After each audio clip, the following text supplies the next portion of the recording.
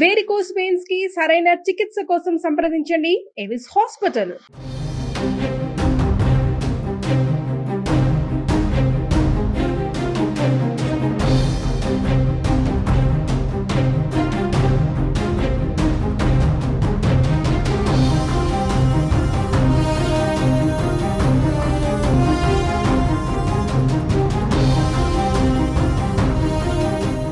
దిల్ రాజు కు big shock తగిలింది. దిల్ రాజును ఐటీ అధికారులు తీసుకెళ్లారు. దిల్ రాజును తమ వాహనంలో తీసుకెళ్లారు ఐటీ అధికారులు.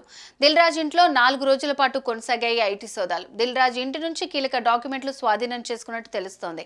ప్రస్తుతం దిల్ రాజును సాగర్ సొసైటీలోని శ్రీ వెంకటేశ్వర క్రియేషన్స్ కార్యాలయానికి తీసుకెళ్లారు.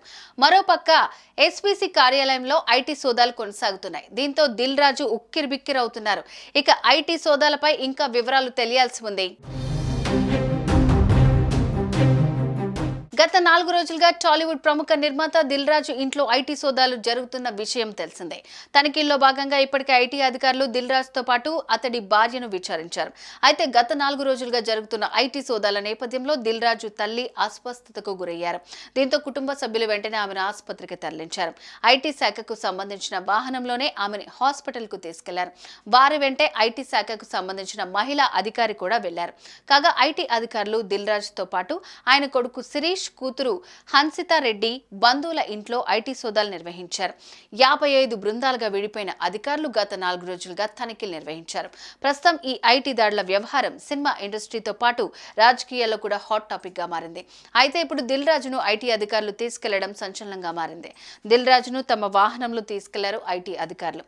దిల్ రాజు ఇంటి నుంచి కీలక డాక్యుమెంట్లు స్వాధీనం చేసుకున్నారు. క్రియేషన్స్ కార్యాలయానికి తీసుకెళ్లారు. ప్రస్తుతం ఎస్పీసీ కార్యాలయంలో కొనసాగుతున్నాయి తనిఖీలు. దీంతో దిల్ రాజు ఉక్కిరిబిక్కిరవుతున్నారు. ఇక ఈ ఐటీ సోదాలపై ఇంకా పూర్తి వివరాలు తెలియాల్సి ఉంది.